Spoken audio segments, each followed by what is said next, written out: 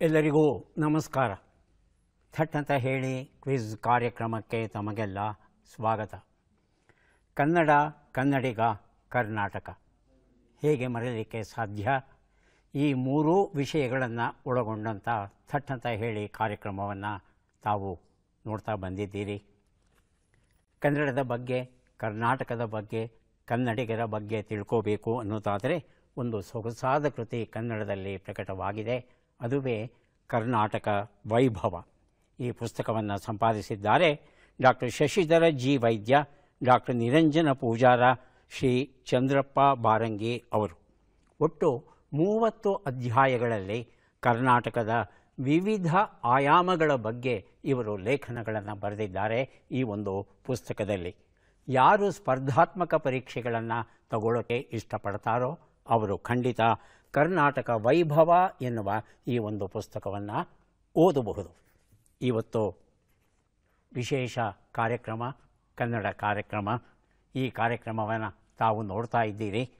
ಈ ಕಾರ್ಯಕ್ರಮದಲ್ಲಿ ಏನೆಲ್ಲ ಬದಲಾವಣೆಗಳು ಬೇಕು, ಹೇಗೆ ಬಂದರೆ ಚೆನ್ನ, ನಿಮ್ಮ ಸಲಹೆಗಳಿಗಾಗಿ ನಾವು ಕಾದಿದ್ದೇವೆ. ತಾವೆಲ್ಲ ಸಿದ್ಧವಾಗಿದ್ದೀರಿ ಅಂದರೆ, ಸ್ಪರ್ಧಿಗಳು ಸಿದ್ಧವಾಗಿದ್ದೀರಿ ಅನ್ನೋದಾದರೆ ತಮ್ಮ ಪರಿಚಯವನ್ನು ನಮ್ಮ ಪ್ರೇಕ್ಷಕರಿಗೆ ಮಾಡಿಕೊಟ್ಟು ಕಾರ್ಯಕ್ರಮ ಆರಂಭಿಸೋಣ. ಸಿದ್ಧವಾಗಿದ್ದೀರಿ ಅಲ್ವಾ? ಮೊದಲ ಸ್ಪರ್ಧಿ. ನಮಸ್ಕಾರ ಎಲ್ಲರಿಗೂ. ನನ್ನ ಹೆಸರು ಪ್ರಕಾಶ್ ಅಂತ. ನಾನು ಎಚ್ ಡಿ ಕೋಟ ತಾಲೂಕು ಮುಳ್ಳೂರು ಗ್ರಾಮದಿಂದ ಬಂದಿದ್ದೀನಿ. ಹಾಲಿ ನಾನು ಮೈಸೂರಿನ ಕನಕದಾಸ ನಗರದಲ್ಲಿ ವಾಸ ಇದ್ದೀನಿ.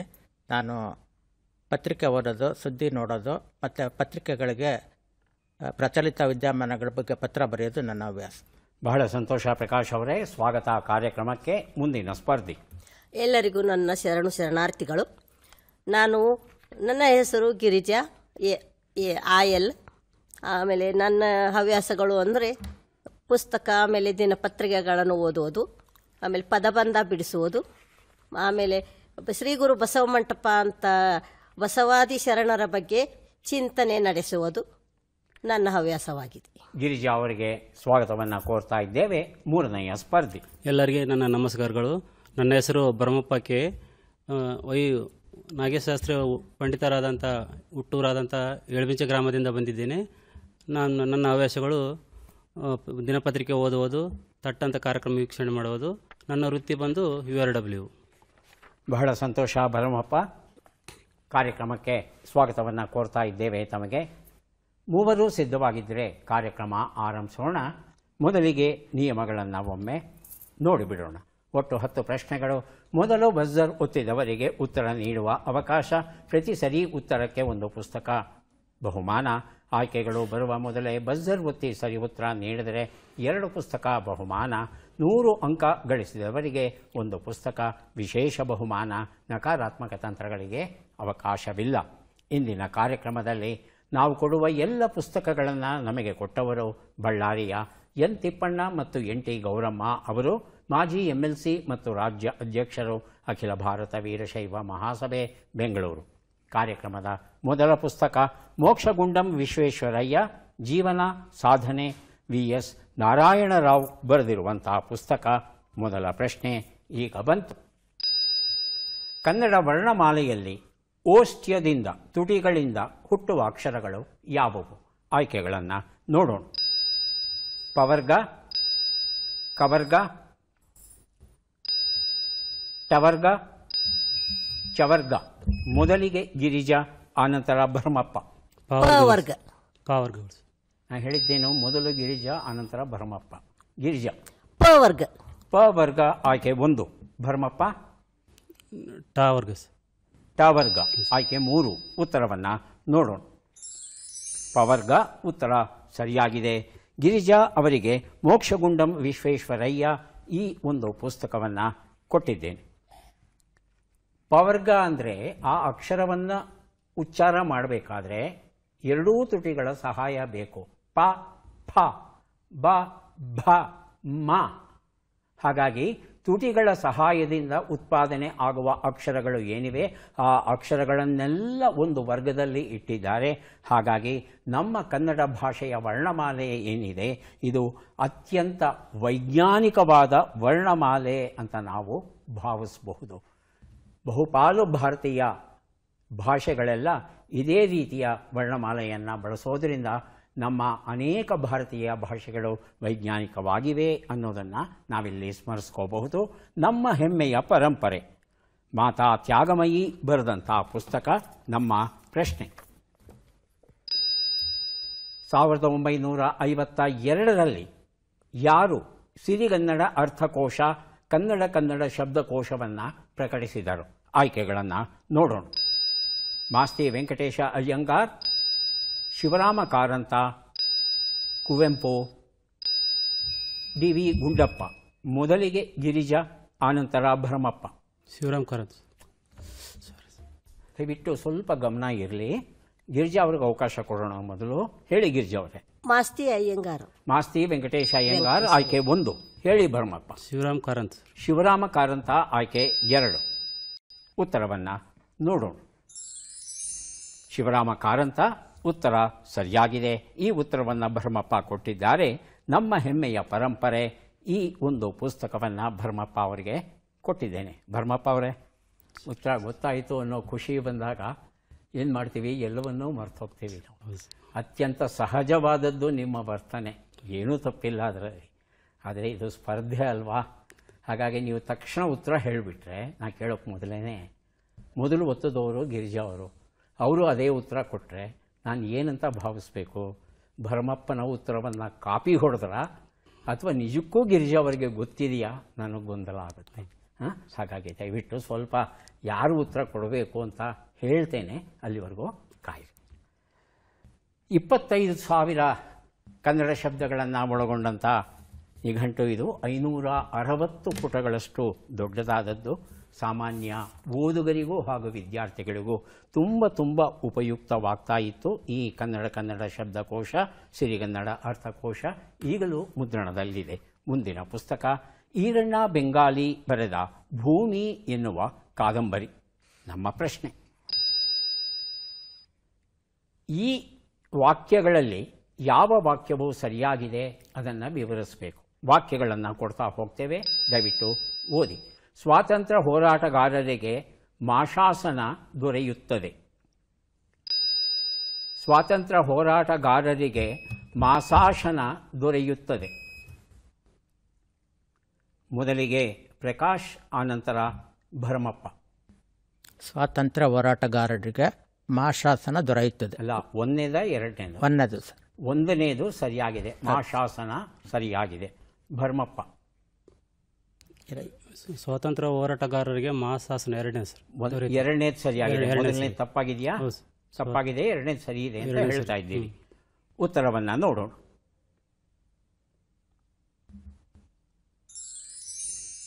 ಸ್ವಾತಂತ್ರ್ಯ ಹೋರಾಟಗಾರರಿಗೆ ಮಾಸಾಶನ ದೊರೆಯುತ್ತದೆ ಅನ್ನೋದು ಸರಿಯಾದ ಪ್ರಯೋಗ. ಭೂಮಿ ಎನ್ನುವ ಈ ಒಂದು ಪುಸ್ತಕವನ್ನು ಭರಮಪ್ಪ ಅವರಿಗೆ ಕೊಟ್ಟಿದ್ದೇವೆ. ಹೇಗೆ ಮಾಸಾಶನ ಅನ್ನೋದು ಸರಿಯಾದ ಶಬ್ದ ಅನ್ನೋದನ್ನು ತಿಳ್ಕೋಬೇಕು. ಇದು 2 ಪದಗಳಿಂದ ರೂಪುಗೊಂಡಿದೆ. ಮಾಸ ಪ್ಲಸ್ ಅಶನ ಅಂತ. ಮಾಸ ಅಂದರೆ 1 ತಿಂಗಳು ಅಂತ.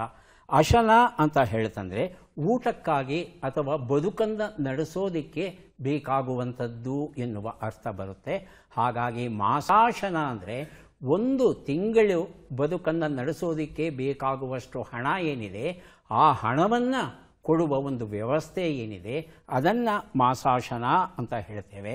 ಹಾಗಾಗಿ ಅನೇಕ ಜನ ಹೇಳೋ ಹಾಗೆ ಮಾಶಾಸನ, ಮಾಶಾಸನ, ಷಣ್ಮುಖ ಶಾ ಬರುತ್ತಲ್ಲ, ಅದನ್ನು ಸಹ ಬಳಸೋ ಹಾಗಿಲ್ಲ. ಹಾಗೆಯೇ ಮಾಸಾಶನ ಅಂತಲೂ ಹೇಳ್ತಾರೆ. ಈ ಉಚ್ಚಾರ ದೋಷಗಳನ್ನು ಇನ್ನು ಮುಂದೆ ಮಾಡೋದು ಬೇಡ. ಮುಂದಿನ ಪುಸ್ತಕ ಚಿಣ್ಣರ ಪ್ರಪಂಚ, ಮಕ್ಕಳ ಕವನ ಸಂಕಲನ. ಸಂಪಾದಕರು ಎಂ ಗೌರಮ್ಮ. ನಮ್ಮ ಪ್ರಶ್ನೆ, ಈ ಕನ್ನಡ ಪದ್ಯವನ್ನು ತಪ್ಪಿಲ್ಲದಂತೆ ಓದಿ, ತಪ್ಪಿದರೆ ಒಂದು ಪುಸ್ತಕ ದಂಡ. ಹೌದಾ? ಈಗ ಪದ್ಯ ಬರುತ್ತೆ, ಪದ್ಯವನ್ನು ನೋಡಿದ ಮೇಲೆ ಬಜ್ಜರ್ ಒತ್ತಿ, ಬಜ್ಜರ್ ಹೇಗೆ ಅನುಕ್ರಮವಾಗಿ ಒತ್ತಿದ್ದೀರೋ ಅದರ ಪ್ರಕಾರ ಓದೋದಕ್ಕೆ ಅವಕಾಶ ಕೊಡ್ತೇನೆ. 3 ಜನ ಸರಿಯಾಗಿ ಓದಿದ್ರೆ 3ರಿಗೂ ಪುಸ್ತಕ ಸಿಗುತ್ತೆ.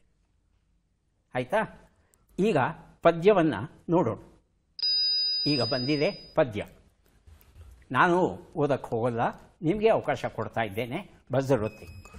ಮೊದಲಿಗೆ ಬಜ್ಜರ್ ಒತ್ತಿದ್ದಾರೆ ಗಿರಿಜಾ, ಆನಂತರ ಭರಮಪ್ಪ, ಕೊನೆಯಲ್ಲಿ ಪ್ರಕಾಶ್. ಗಿರಿಜಾ.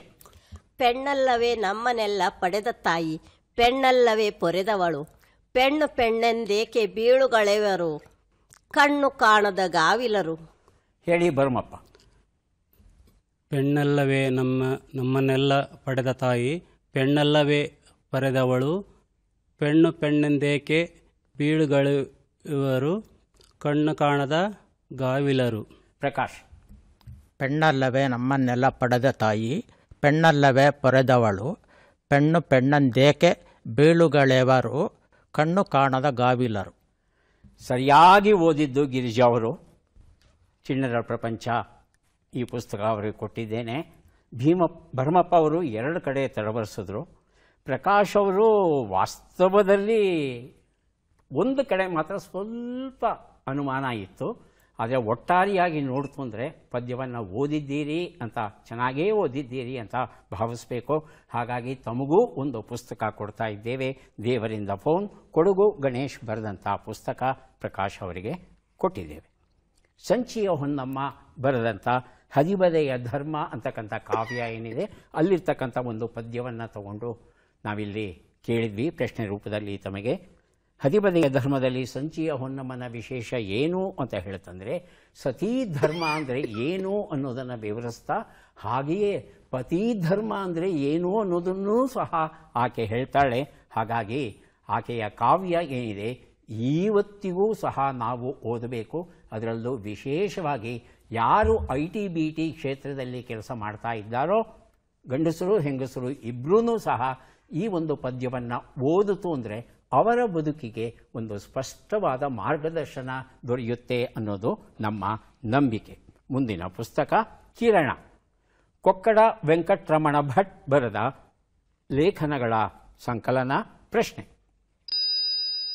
ಈ ಸಾಹಿತಿ ವಿದ್ವಾಂಸರನ್ನು ಗುರುತಿಸಿ. ಚಿತ್ರವನ್ನು ನೋಡೋಣ.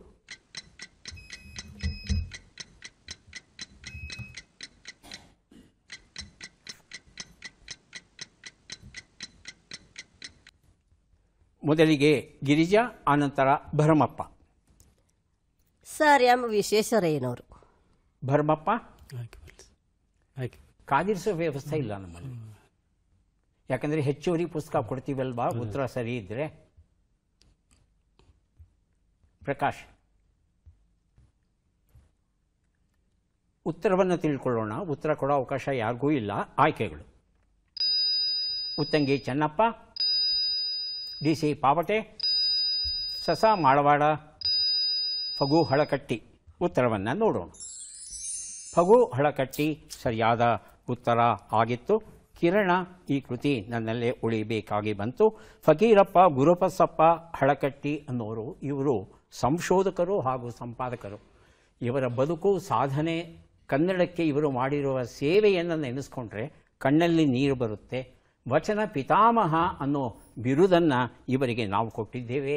ಇವರು ಮಾಡಿದಂಥ ಕೆಲಸ ಏನು ಅಂದರೆ, ಸೈಕಲ್ ತಗೊಂಡು ಉತ್ತರ ಕರ್ನಾಟಕದ ಪ್ರತಿಯೊಂದು ಹಳ್ಳಿಗೂ ಹೋಗಿ ಮನೆ ಮನೆಗಳಲ್ಲಿ ವಿಚಾರ ಮಾಡಿ, ನಿಮ್ಮ ಮನೆಯಲ್ಲಿ ಯಾವುದಾದ್ರೂ ತಾಳೆಗರಿಗಳಿವೆಯಾ ಅಂತ ಕೇಳಿ, ಆ ತಾಳೆಗರಿಗಳನ್ನು ಸಂಗ್ರಹ ಮಾಡಿ ಅದರಲ್ಲಿ ಇದ್ದಂಥ ವಚನಗಳನ್ನೆಲ್ಲ ಒಂದು ಕಡೆ ಸಂಗ್ರಹಿಸಿ ಕ್ರಮಬದ್ಧವಾಗಿ ಬರೆದು ಅದನ್ನು ಪುಸ್ತಕ ರೂಪದಲ್ಲಿ ಪ್ರಕಟಿಸಬೇಕು ಅಂತ ಹೇಳಿ ಇವರು KCC ಬ್ಯಾಂಕಿಂದ ಸಾಲವನ್ನು ಪಡ್ಕೊಂಡು ಪುಸ್ತಕವನ್ನು ಮುದ್ರಿಸ್ತಾರೆ.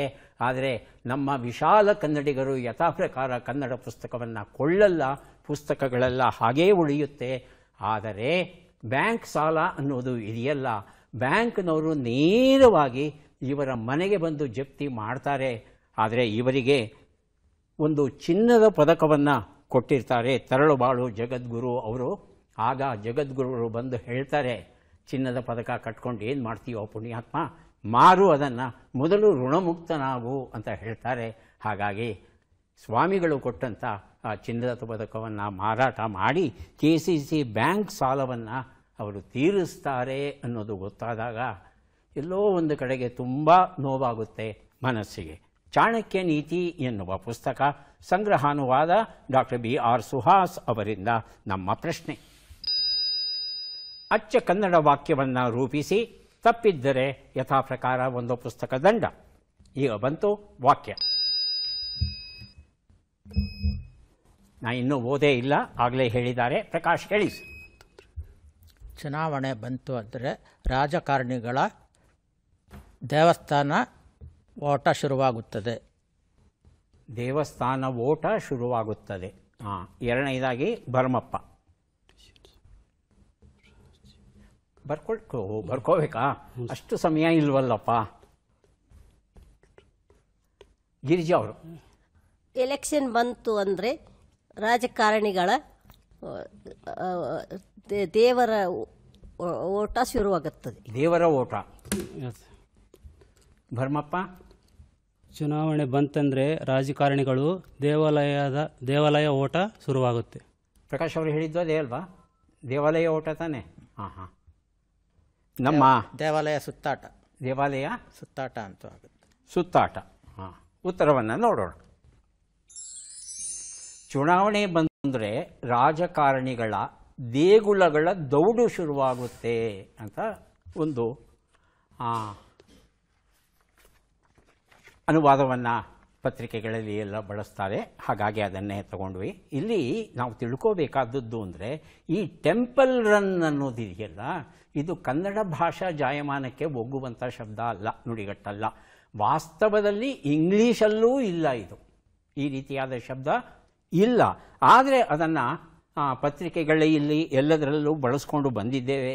ಮೂಲತಃ ಈ ಟೆಂಪಲ್ ರನ್ ಅನ್ನೋದು ಒಂದು ವಿಡಿಯೋ ಗೇಮ್. ಅದು ವಿಡಿಯೋ ಗೇಮ್ನ ಹೆಸರದು. ಆ ವಿಡಿಯೋ ಗೇಮಲ್ಲಿ ಅಜ್ಟೆಕ್ ದೇವಾಲಯಗಳ ಸಂಶೋಧನೆ ಮಾಡ್ತಾ ಇರ್ತಾನೆ ಒಬ್ಬ. ಆ ಸಂಶೋಧಕ ದೇವಸ್ಥಾನದಿಂದ ದೇವಸ್ಥಾನಕ್ಕೆ ತಪ್ಪಿಸ್ಕೊಂಡು ಹೋಗೋದಿದೆಯಲ್ಲ, ಅದನ್ನು ಅವರು ಟೆಂಪಲ್ ರನ್ ಅಂತ ಕರ್ಕೊಂಡ್ರು. ಯಾವುದೋ ವಿಡಿಯೋ ಗೇಮನ್ನು ನಮ್ಮ ಪತ್ರಕರ್ತರು ತಗೊಂಬಂದು ಇಲ್ಲಿ ರಾಜಕಾರಣಿಗಳಿಗೆ ಅನ್ವಯಿಸಿದ್ರು. ಹಾಗಾಗಿ ಇಂಗ್ಲೀಷಲ್ಲೂ ಇರಲಿಲ್ಲ. ಹಾಗಾಗಿ ಕನ್ನಡದಲ್ಲಿ ಹೊಸ ಶಬ್ದವನ್ನು ರೂಪಿಸಬೇಕಾಯಿತು. ಒಬ್ಬೊಬ್ಬರು ಒಂದೊಂದು ಥರ ರೂಪಿಸಿದ್ರು, ಈಗ ನಾವು ಕಂಡ ಹಾಗೆ. ಆದರೆ ಹೆಚ್ಚು ಜನ ಒಪ್ಪಿರೋದು ಮತ್ತು ಕನ್ನಡ ಭಾಷಾ ಜಾಯಮಾನಕ್ಕೆ ಒಗ್ಗೋದು ದೇಗುಲಗಳ ದೌಡು ಅಂತಕ್ಕಂಥ ಒಂದು ನುಡಿಗಟ್ಟು. ಹಾಗಾಗಿ ಅದನ್ನೇ ಉಳಿಸ್ಕೊಂಡಿದ್ದೇವೆ. ಪುಸ್ತಕ ಯಾರಿಗೂ ಸಿಗ್ತಾ ಇಲ್ಲ. ಮುಂದಿನ ಪುಸ್ತಕ ಮತ್ತು ಪ್ರಶ್ನೆ ಕನ್ನಡ ವ್ಯಾಕರಣ ದೀಪಿಕೆ, RDG ಬರೆದಿರುವಂಥದ್ದು ನಮ್ಮ ಪ್ರಶ್ನೆ. ಈ ಚರಣದ ಪಲ್ಲವಿಯನ್ನು ಹೇಳಿ ಅಥವಾ ಹಾಡಿ. ಚರಣವನ್ನು ನೋಡೋಣ. ಇಳಿವೆಣ್ಣು ಮೈದೊಳೆದು ಮಕರಂದ ಅರಿಶಿಣದಿ ಹೂ ಮೂಡಿದ ಮಧುಮಗಳ ಹೋಲುತ್ತಿತ್ತು. ಮೂಡಣದಿ ನೇಸರನ ನಗೆ ಮೊಗದ ಶ್ರೀಕಾಂತಿ ಬಿಳಿಯ ಮೋಡದ ಹಿಂದೆ ಹೊಳೆಯುತ್ತಿತ್ತು. ಇದು ಒಂದು ಭಾವಗೀತೆಯ ಒಂದು ಚರಣ. ಇದರ ಆರಂಭದ ಸಾಲು ಇದೆಯಲ್ಲ, ಅದನ್ನು ತಿಳ್ಕೋಬೇಕು. ಇದು ತೀರಾ ಅಪರೂಪದ್ದಲ್ಲ. ನೀವು ನಾವು ನಮ್ಮ ಎಲ್ಲ ಕನ್ನಡಿಗರು ಕೇಳಿ ಮೆಚ್ಚಿರುವಂಥ ಭಾವಗೀತೆ. ಗೊತ್ತಾಗ್ತಾ ಇಲ್ವಾ? ಉತ್ತರವನ್ನು ನೋಡೇ ಬಿಡೋದಾ? ಆಯಿತು. ಸ್ವಲ್ಪ ಬೇಸರ ಆಗ್ತಾ ಇದೆ. ಉತ್ತರವನ್ನು ನೋಡೋಣ. ಒಂದು ಮುಂಜಾವಿನಲ್ಲಿ ತುಂತುರಿನ ಸೋನೆ ಮಳೆ ಸೋ ಎಂದು ಶ್ರುತಿ ಹಿಡಿದು ಸುರಿಯುತ್ತಿತ್ತು. ಅದಕ್ಕೆ ಹಿಮ್ಮೇಳವನೇ ಸೂಸಿಹ ಸುಳಿಗಾಳಿ ತೆಂಗು ಗರಿಗಳ ನಡುವೆ ನುಸುಳುತ್ತಿತ್ತು. ಇದು ಒಂದು ಮುಂಜಾವಿನಲ್ಲಿ ಬಹಳ ಪ್ರಖ್ಯಾತವಾದದ್ದು. BR ಛಾಯಾ ಅವರು ಹಾಡಿದಂಥ ಗೀತೆ. ಚನ್ನವೀರ ಕಣವಿ ಅವರು ಸಾಹಿತ್ಯವನ್ನು ನೀಡಿದರು. ಹಾಡನ್ನು ಕೇಳುವಾಗ ರಾಗದ ಆಸ್ವಾದವನ್ನು, ಸಂಗೀತದ ಆಸ್ವಾದವನ್ನು ಅನುಭವಿಸ್ತಾ ಸಾಹಿತ್ಯ ಮತ್ತು ಅದರ ಅರ್ಥ, ಶಬ್ದಗಳ ಅರ್ಥವನ್ನು ತಿಳ್ಕೊಂಡ್ರೆ ಆಗ ಕವಿಗೆ ನ್ಯಾಯವನ್ನು ಒದಗಿಸಿದೆ ಹಾಗಾಗುತ್ತೆ. ಬರೀ ರಾಗವನ್ನು ಕೇಳಿದ್ರೆ ಆ ಸಂಗೀತ ನಿರ್ದೇಶಕನಿಗೆ, ಹಾಡುಗಾರನಿಗೆ ಗೌರವ ಸಲ್ಲುತ್ತೆ ಹೊರತು ಕವಿಗೆ ಅಲ್ಲ. ಹಾಗಾಗಿ ಕವಿ ಬರೆದ ಸಾಹಿತ್ಯ, ಶಬ್ದಗಳ ಅರ್ಥ, ಆಶಯ ಇವುಗಳನ್ನು ತಿಳ್ಕೊಳ್ಳೋ ಪ್ರಯತ್ನ ನಾವು ಮಾಡಿದ್ರೆ ತುಂಬ ಚೆನ್ನಾಗಿರುತ್ತೆ. ಮುಂದಿನ ಪುಸ್ತಕ ಸೂಫಿ ಚರಿತ್ರೆ ಚಿಂತನೆ, ಪ್ರೊಫೆಸರ್ C. ಚಂದ್ರಪ್ಪ ಬರೆದಿರುವಂಥದ್ದು. ಪ್ರಶ್ನೆ: ಈ ಭಾವಗೀತೆಯನ್ನು ಬರೆದ ಕವಿಯನ್ನು ಗುರುತಿಸಿ. ಭಾವಗೀತೆಯನ್ನು ಕೇಳೋಣ.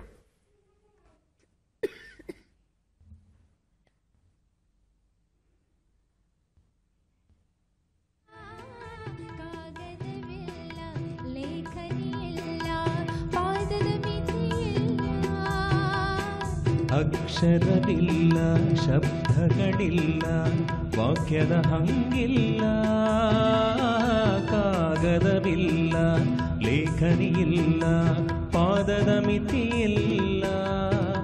ಇದು ಕಣ್ಣಿನ ಭಾಷೆ, ಇದು ಕಣ್ಣಿನ ಭಾಷೆ, ಒಲಿದ ಹೆಣ್ಣಿನ ಭಾಷೆ.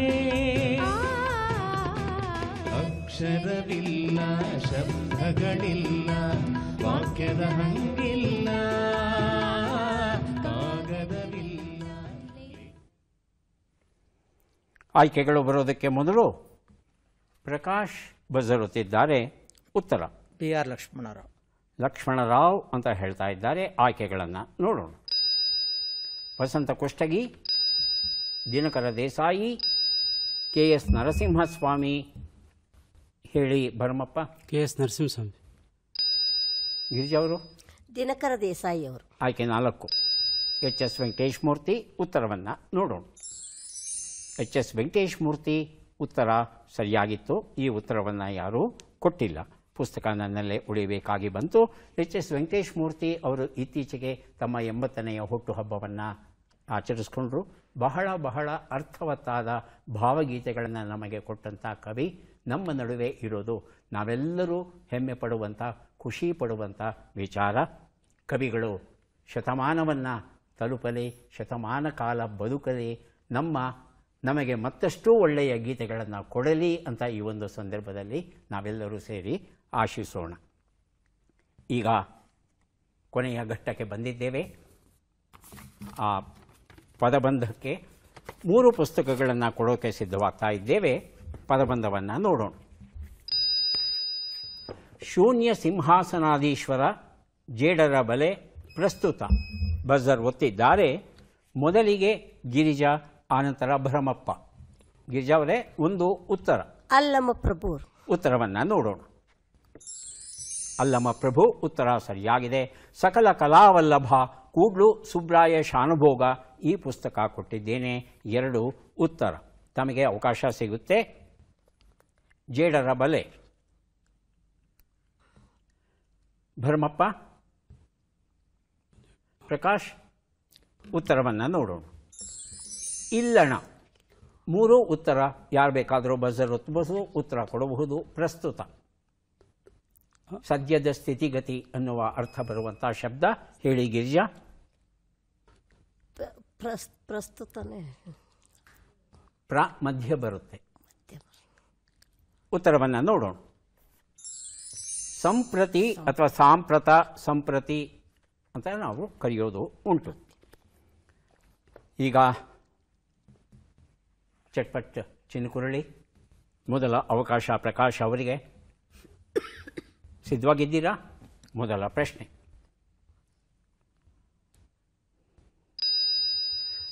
ಕನ್ನಡದ ಸಣ್ಣ ಕಥೆಗಳ ಜನಕ ಯಾರು? ಮಾಸ್ತಿ, ಅಶ್ವತ್ಥ?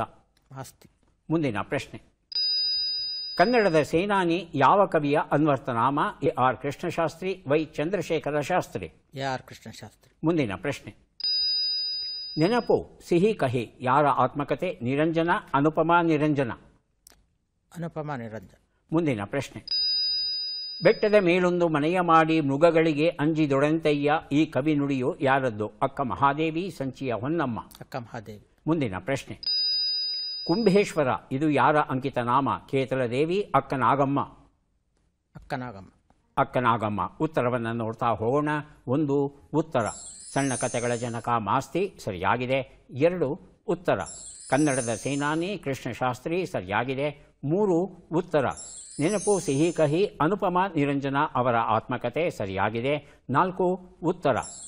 ಈ ಕವಿನುಡಿ ಅಕ್ಕ ಮಹಾದೇವಿ ಅವರದ್ದು. ಉತ್ತರ ಸರಿಯಾಗಿದೆ. 5ನೇ ಪ್ರಶ್ನೆಗೆ ಉತ್ತರ ಕೇತಲದೇವಿ ಆಗಿತ್ತು. ತಾವು ಅಕ್ಕನಾಗಮ್ಮ ಅಂತ ಹೇಳಿದ್ರಿ. ಒಟ್ಟು 4 ಪ್ರಶ್ನೆಗಳಿಗೆ ಸರಿಯಾದ ಉತ್ತರ ಕೊಟ್ಟಿದ್ದೀರಿ. ಹಾಗಾಗಿ 4 ಪುಸ್ತಕಗಳನ್ನು ತಮಗೆ ಕೊಡ್ತಾ ಇದ್ದೇವೆ. ಈಗ ಅವಕಾಶ ಗಿರಿಜಾ ಅವರಿಗೆ ಬರ್ತಾ ಇದೆ. ಸಿದ್ಧವಾಗಿದ್ದೀರಾ? ಮೊದಲ ಪ್ರಶ್ನೆ. ಕರ್ನಾಟಕ ಶಾಸನ ಪಿತಾಮಹ ಯಾರು? R Narasimhacharya, B L Rice? R Narasimhacharya. ಮುಂದಿನ ಪ್ರಶ್ನೆ. ಕವಿರಾಜಮಲ್ಲ ಯಾವ ಕವಿಯ ಅನ್ವರ್ತನಾಮ? ನೇಮಿಚಂದ್ರ, ರಾಘವಾಂಕ? ರಾಘವಾಂಕ. ಮುಂದಿನ ಪ್ರಶ್ನೆ. ಕೆಲವು ನೆನಪುಗಳು ಯಾರ ಆತ್ಮಕತೆ? ನವರತ್ನ ರಾಮರಾವ್, ನವರತ್ನ ರಾಮ್? ನವರತ್ನ ರಾಮ್. ಮುಂದಿನ ಪ್ರಶ್ನೆ. ಕಳಬೇಡ ಕೊಲಬೇಡ ಹುಸಿಯ ನುಡಿಯಲು ಬೇಡ ಈ ಕವಿ ನುಡಿಯು ಯಾರದ್ದು? ಅಲ್ಲಮ್ಮ ಪ್ರಭು ಬಸವಣ್ಣ. ಬಸವಣ್ಣನವರು. ಮುಂದಿನ ಪ್ರಶ್ನೆ. ನಿಜ ಶಾಂತೇಶ್ವರ ಯಾರ ಅಂಕಿತ ನಾಮ? ರೇಚವ್ವೆ ಕಾಮಮ್ಮ. ರೇಚವಿ. 5 ಪ್ರಶ್ನೆಗಳಾಗಿದೆ. ಉತ್ತರವನ್ನು ನೋಡ್ತಾ ಹೋಗೋಣ. ಒಂದು ಉತ್ತರ ಕರ್ನಾಟಕ ಶಾಸನ ಪಿತಾಮಹ BL ರೈಸ್ ಆಗಿದ್ದರು. 2ನೇ ಪ್ರಶ್ನೆಗೆ ಉತ್ತರ ನೇಮಿಚಂದ್ರ ಸರಿಯಾದ ಉತ್ತರವಾಗಿತ್ತು. 3ನೇ ಪ್ರಶ್ನೆಗೆ ಉತ್ತರ ನವರತ್ನ ರಾಮರಾವ್ ಆಗಿತ್ತು. 4ನೇ ಪ್ರಶ್ನೆಗೆ ಸರಿಯಾದ ಉತ್ತರ ಬಸವಣ್ಣ ತಾವು ಕೊಟ್ಟಿದ್ದೀರಿ. 5ನೇ ಪ್ರಶ್ನೆಗೆ ಉತ್ತರ ರೇಚವ್ವೆ ಆಗಿತ್ತು. ಉತ್ತರ ಕೊಟ್ಟಿದ್ದೀರಿ. 2 ಪ್ರಶ್ನೆಗಳಿಗೆ ತಾವು ಸರಿಯಾದ ಉತ್ತರ ಕೊಟ್ಟಿದ್ದೀರಿ. 2 ಪುಸ್ತಕಗಳನ್ನು ತಮಗೆ ಕೊಡ್ತಾ ಇದ್ದೇವೆ. ಈಗ ಅವಕಾಶ ಭರಮಪ್ಪ ಅವರಿಗೆ ಬರ್ತಾ ಇದೆ. ಸಿದ್ಧವಾಗಿದ್ದೀರಾ? ಮೊದಲ ಪ್ರಶ್ನೆ. ಕನ್ನಡದ ಹರಿದಾಸ ಪಿತಾಮಹ ಯಾರು? ಶ್ರೀ ವ್ಯಾಸರಾಯರು, ಶ್ರೀಪಾದರಾಯರು? ಶ್ರೀಪಾದರಾಯರು. ಮುಂದಿನ ಪ್ರಶ್ನೆ. ರಾಜರ್ಷಿ ಯಾವ ಅರಸನ ಅನ್ವರ್ಥನಾಮ? ಮುಮ್ಮಡಿ ಕೃಷ್ಣರಾಜ ಒಡೆಯರ್, ನಾಲ್ವಡಿ ಕೃಷ್ಣರಾಜ ಒಡೆಯರ್? ಮುಮ್ಮಡಿ ಕೃಷ್ಣರಾಜ ಒಡೆಯರ್. ಮುಂದಿನ ಪ್ರಶ್ನೆ. 3 ತಲೆಮಾರು ಯಾರ ಆತ್ಮಕಥೆ? ತಳುಕಿನ ವೆಂಕಣ್ಣಯ್ಯ, ತಳುಕಿನ ಶಾಮರಾವ್, ತಸು ಶಾಮರಾವ್? ತಾಸು ಶಾಮರಾವ್. ಮುಂದಿನ ಪ್ರಶ್ನೆ. ವಿಶ್ವ ವಿನೂತನ ವಿದ್ಯಾಚೇತನ ಸರ್ವಹೃದಯ ಸಂಸ್ಕಾರಿ ಈ ಕವಿ ನುಡಿಯು ಯಾರದ್ದು? ಚೆನ್ನವೀರ ಕಣವಿ, ದರಾ ಬೇಂದ್ರೆ? ಚೆನ್ನವೀರ ಕಣವಿ ಸರ್. ಮುಂದಿನ ಪ್ರಶ್ನೆ. ನಿರ್ಭೀತಿ ನಿಜಲಿಂಗ ಯಾರ ಅಂಕಿತ ನಾಮ? ಕಾಮಮ್ಮ, ಲಕ್ಷ್ಮಮ್ಮ? ಲಕ್ಷ್ಮಮ್ಮ ಸರ್. ಉತ್ತರವನ್ನು ನೋಡ್ತಾ ಹೋಗೋಣ. ಒಂದು ಉತ್ತರ ಕನ್ನಡದ ಹರಿದಾಸ ಪಿತಾಮಹ ಶ್ರೀಪಾದರಾಯರು. ಉತ್ತರ ಸರಿಯಾಗಿದೆ. 2 ಉತ್ತರ ರಾಜರ್ಷಿ ನಾಲ್ವಡಿ ಕೃಷ್ಣರಾಜ ಒಡೆಯರ್ ಆಗಿತ್ತು. ಮುಮ್ಮಡಿ ಕೃಷ್ಣರಾಜ ಒಡೆಯರ್ ಅಂತ ಹೇಳಿದಿರಿ. 3ನೇ ಪ್ರಶ್ನೆಗೆ ಉತ್ತರ 3 ತಲೆಮಾರು ತಸು ಶಾಮರಾವ್ ಅವರು ಬರೆದಂಥ ಕೃತಿ. ಸರಿಯಾದ ಉತ್ತರ ಕೊಟ್ಟಿದ್ದೀರಿ. 4ನೇ ಪ್ರಶ್ನೆಗೆ ಉತ್ತರ ಚೆನ್ನವೀರ ಕಣವಿ. ಉತ್ತರ ಸರಿಯಾಗಿದೆ. 5ನೇ ಪ್ರಶ್ನೆಗೆ ಉತ್ತರ ಕಾಮಮ್ಮ ಆಗಿತ್ತು. ಲಕ್ಷ್ಮಮ್ಮ ಅಂತ ತಾವು ಹೇಳಿದ್ದೀರಿ ಅಲ್ವಾ? ಒಟ್ಟು 3 ಪ್ರಶ್ನೆಗೆ ಸರಿಯಾದ ಉತ್ತರ ಕೊಟ್ಟಿದ್ದೀರಿ. ಹಾಗಾಗಿ 3 ಪುಸ್ತಕಗಳನ್ನು ತಮಗೆ ಕೊಡ್ತಾ ಇದ್ದೇವೆ. ಯಾರಿಗೆ ಎಷ್ಟು ಪುಸ್ತಕಗಳು ಬಂದಿವೆ ಅದನ್ನು ನೋಡುವ ಕ್ಷಣ ಈಗ ಬಂತು. ಪ್ರಕಾಶ್ ಅವರಿಗೆ 3, 2, 5 ಪುಸ್ತಕಗಳು ತಮಗೆ ದೊರೆಯುತ್ತಾ ಇವೆ. ಪುಸ್ತಕಗಳನ್ನು ಸ್ವೀಕರಿಸಿ ಕಾರ್ಯಕ್ರಮದಲ್ಲಿ ಭಾಗಿಯಾಗಿದ್ದಕ್ಕೆ ಧನ್ಯವಾದಗಳು. ಗಿರಿಜಾ ಅವರಿಗೂ ಸಹ 3, 2, 5 50 ಅಂಕ 5 ಪುಸ್ತಕ ಸ್ವೀಕರಿಸಿ ಅಭಿನಂದನೆಗಳು.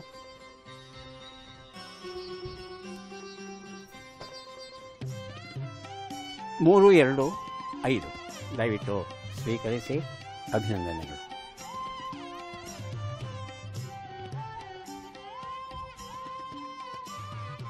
ಸಂಗೀತ ಕಚೇರಿಗಳಲ್ಲಿ ಹಾಡಬೇಕಾದರೆ ಸಂಸ್ಕೃತದ್ದೋ ತೆಲುಗುನೋ ತಮಿಳೋ ಭಾಷೆಯ ಕೀರ್ತನೆಗಳನ್ನು ಹಾಡ್ತಾಯಿದ್ರು. ಆನಾ ಕೃಷ್ಣರಾಯರು ನಮ್ಮ ವಚನಗಳು ಯಾಕೆ ಹಿಂದೆ ಬಿದ್ದಿವೆ, ವಚನಗಳನ್ನು ಹಾಡೋಕ್ಕೆ ಸಾಧ್ಯ ಇಲ್ಲವೇ ಅಂತ ಕೇಳಿದಾಗ ವಚನಗಳನ್ನು ವೇದಿಕೆಯ ಮೇಲೆ ಹಾಡಿದಂಥ ಮಹಾನುಭಾವರು ನಮ್ಮ ಮಲ್ಲಿಕಾರ್ಜುನ ಮನ್ಸೂರವರು. ಮತ್ತೆ ಭೇಟಿಯಾಗೋಣ. ನಮಸ್ಕಾರ.